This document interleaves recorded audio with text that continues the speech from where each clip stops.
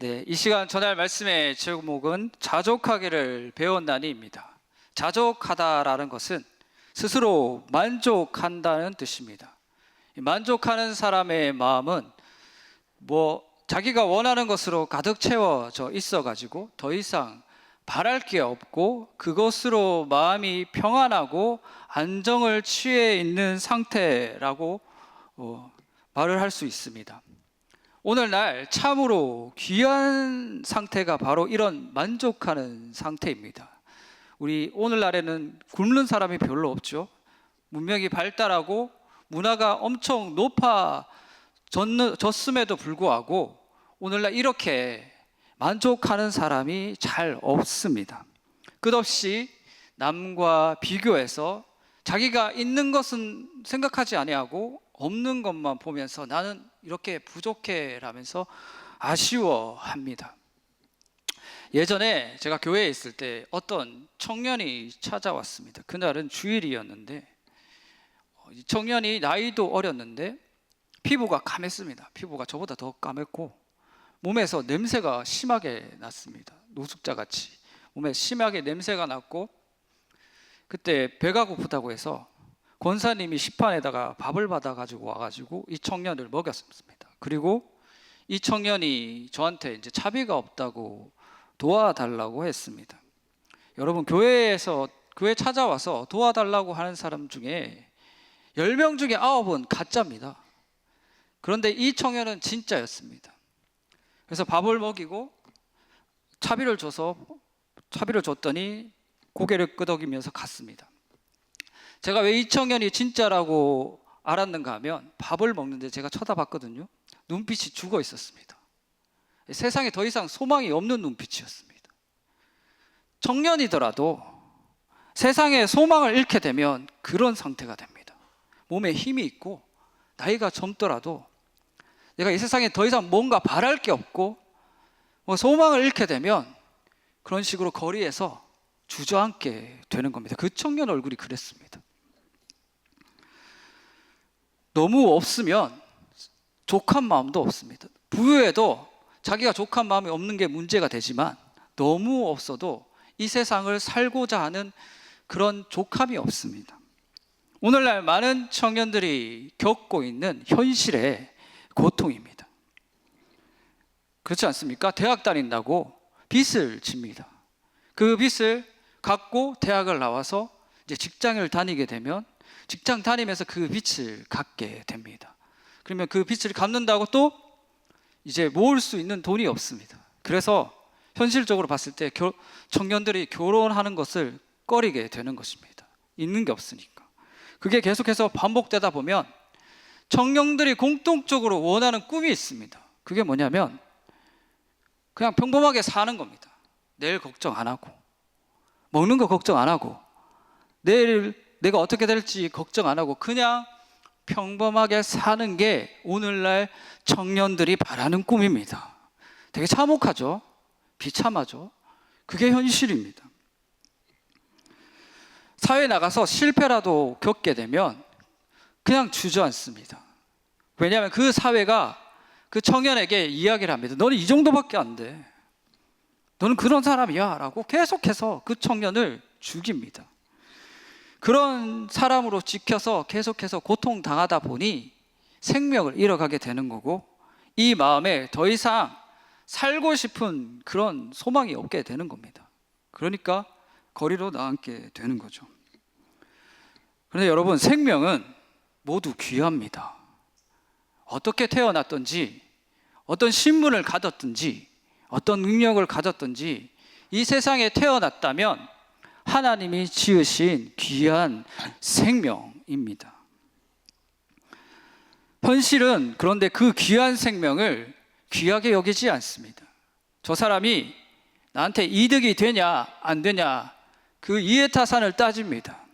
그리고 나에게 이득이 되지 않으면 지워버립니다. 그게 세상이고 현실입니다.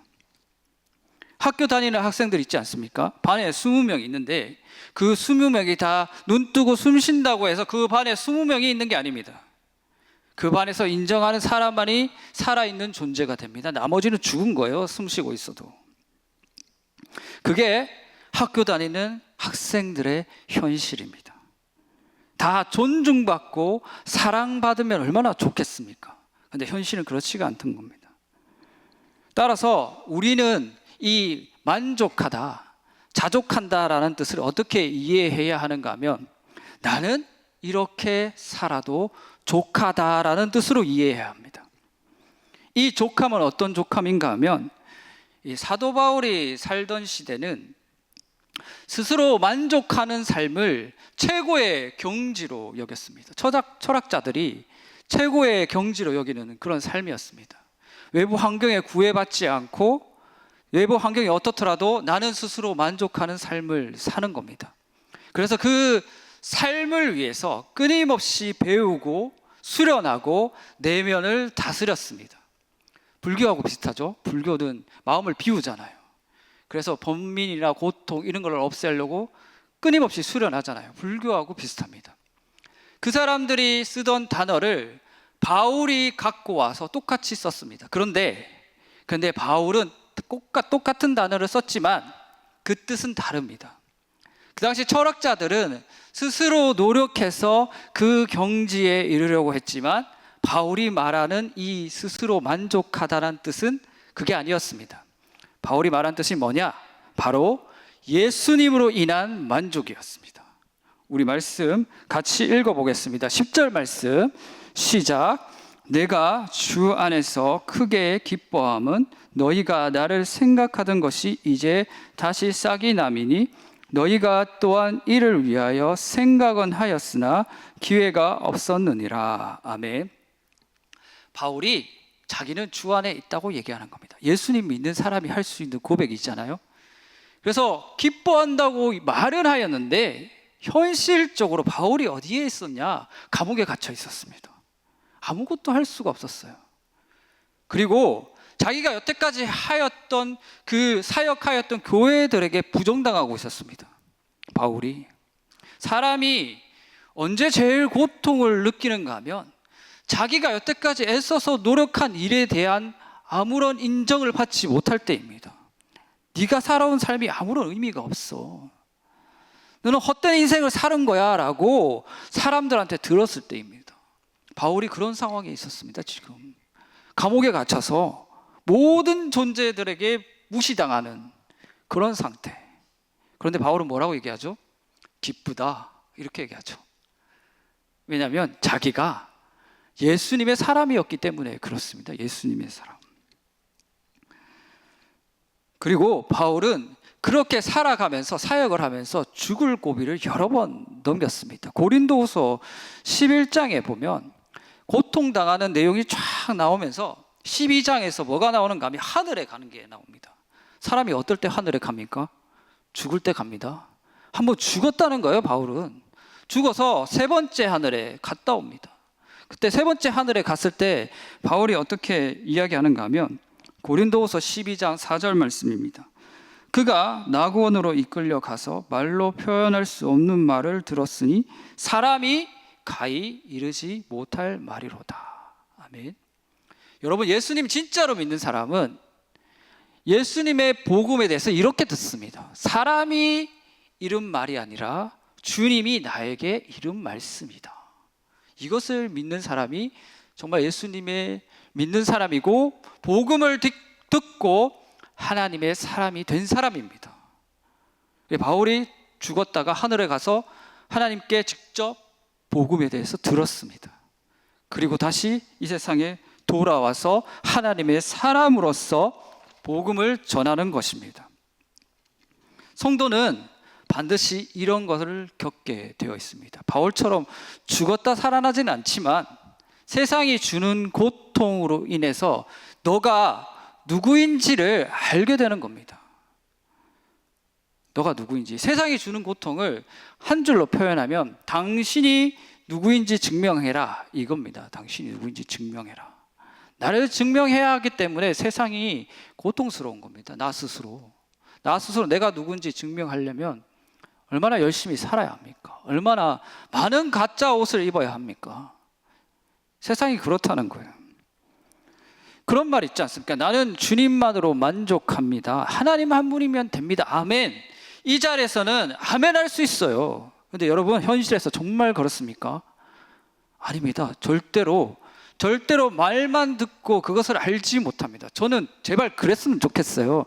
그냥 이 자리에 앉아가지고 목사님이 하시는 말씀 그대로 아멘 하면 그게 제 마음에 와서 깨달아지고 제 삶이 되었으면 좋겠어요. 근데 그렇게 절대로 안 됩니다. 하나님이 현실에서 고통을 통해 알게 해줍니다. 네가 누구의 사람인지, 네가 지금 뭘 믿고 있는지 가르쳐 주십니다.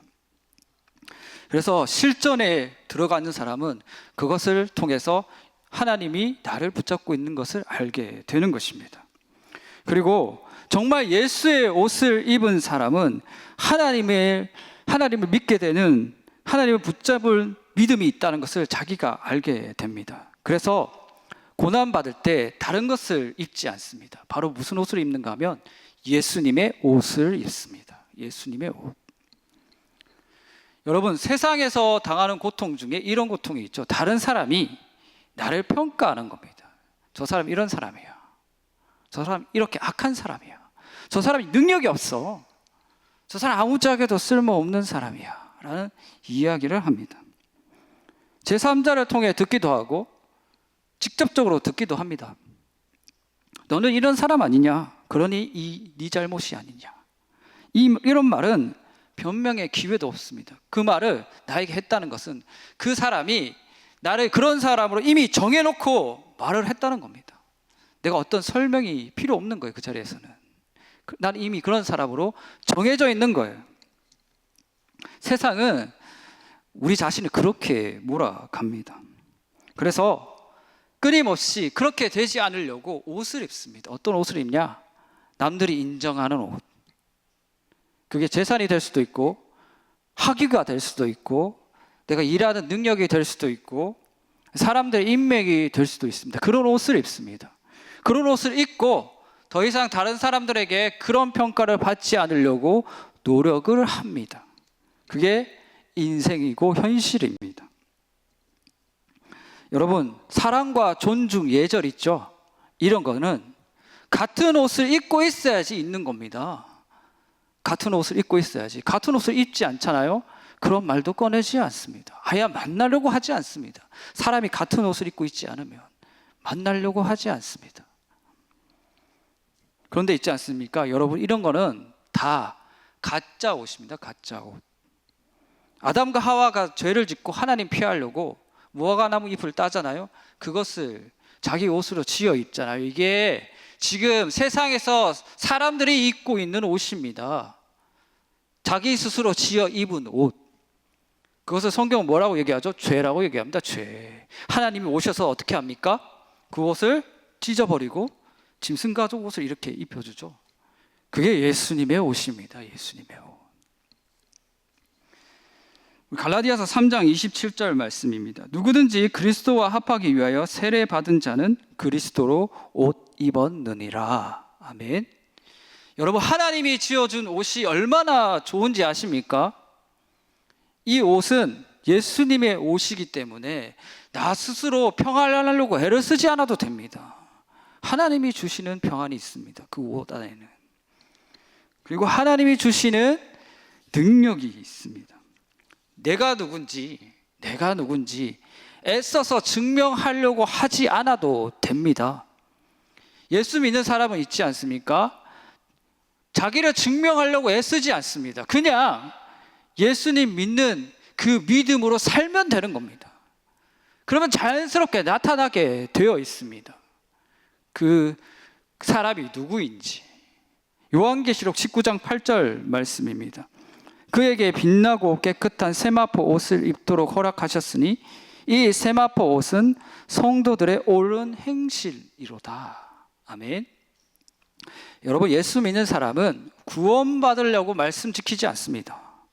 은혜 받았고 구원받았기 때문에 말씀 지킵니다. 그래서 그걸 통해서 그 사람이 어떤 사람인지 나타나게 되는 겁니다. 그리고 그 사람이 애쓰는 거는 사람들의 평가가 아니라 하나님의 평가입니다. 하나님이 나를 어떻게 생각하시는가? 하나님이 나를 어떻게 생각하시는가? 그게 중요한 거예요, 그 사람한테는. 그래서 그 사람은 하나님을 붙잡으려고 애를 쓰고 하나님께 기쁨이 되려고 애를 씁니다. 다니엘은 사자굴에 들어갔습니다. 그 당시에 총리의 신분이었어요.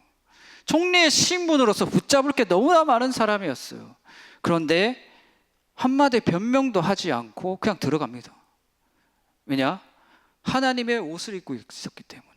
나는 하나님의 사람이다 라는 옷을 입고 있었기 때문에 변명하지 않고 증명하려고 하지 않았습니다. 그냥 거기 들어가서 하나님께 믿음으로 기도하는 거예요. 기도하는 거.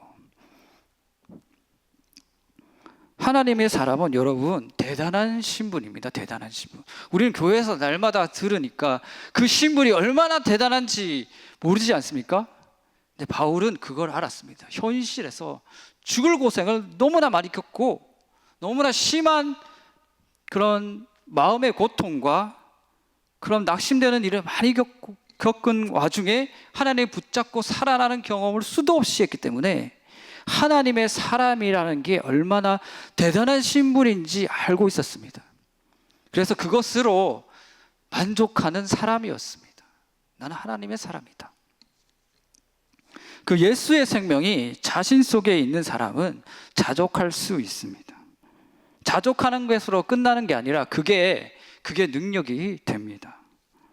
바울은 감옥에 갇힌 사람이었습니다.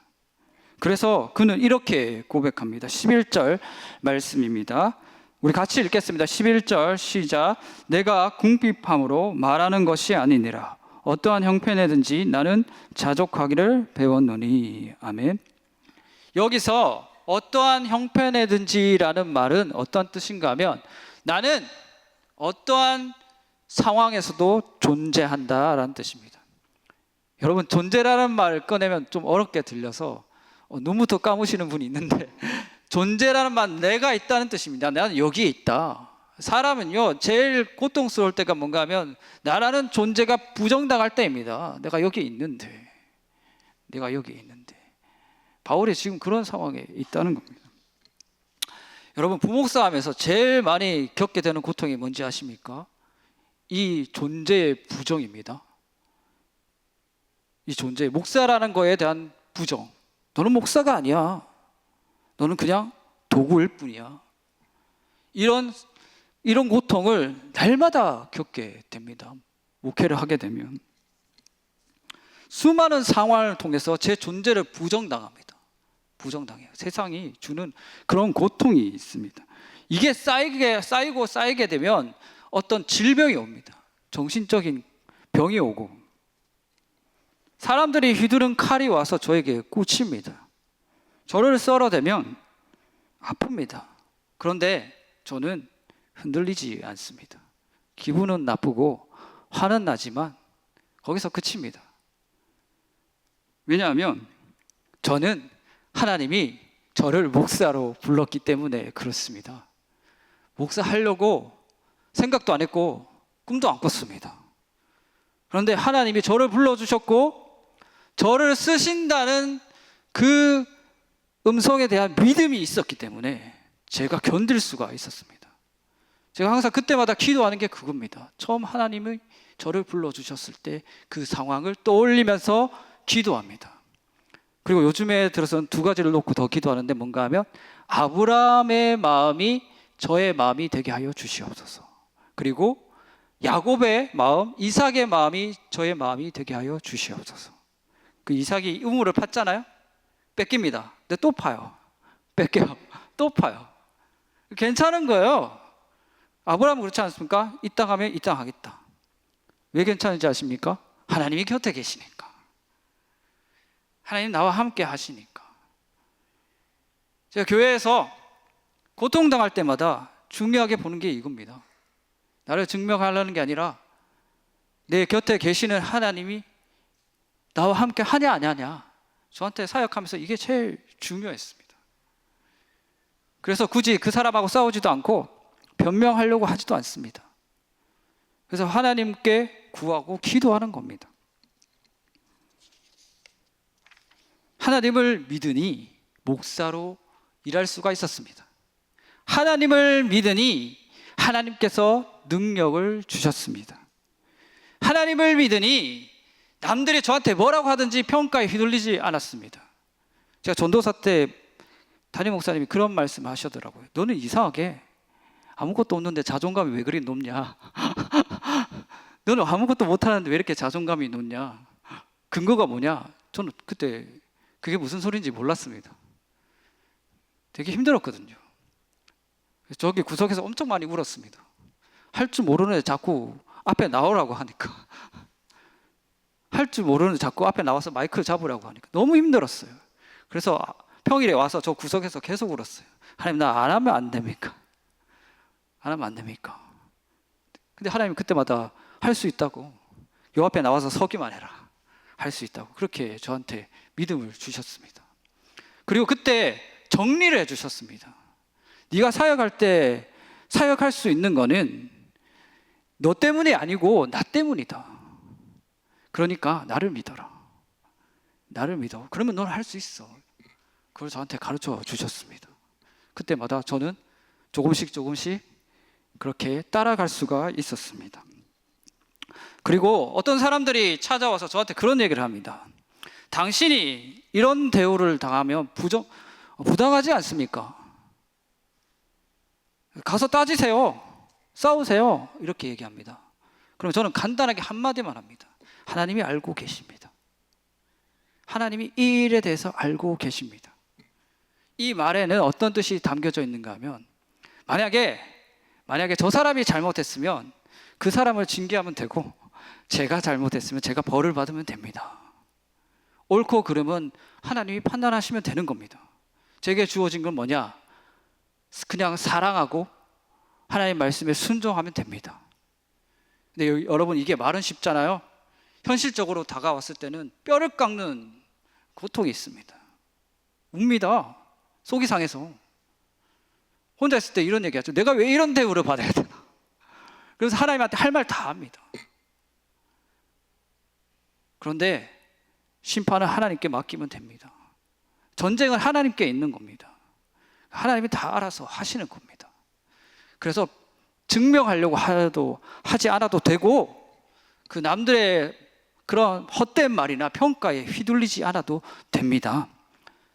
결국에는 하나님이 내 사정을 아시고 나를 구원해 주십니다. 지금 당장에는 억울할지 모르지만 하나님은 자신의 백성을 그냥 고와 같이 버려두지 않습니다.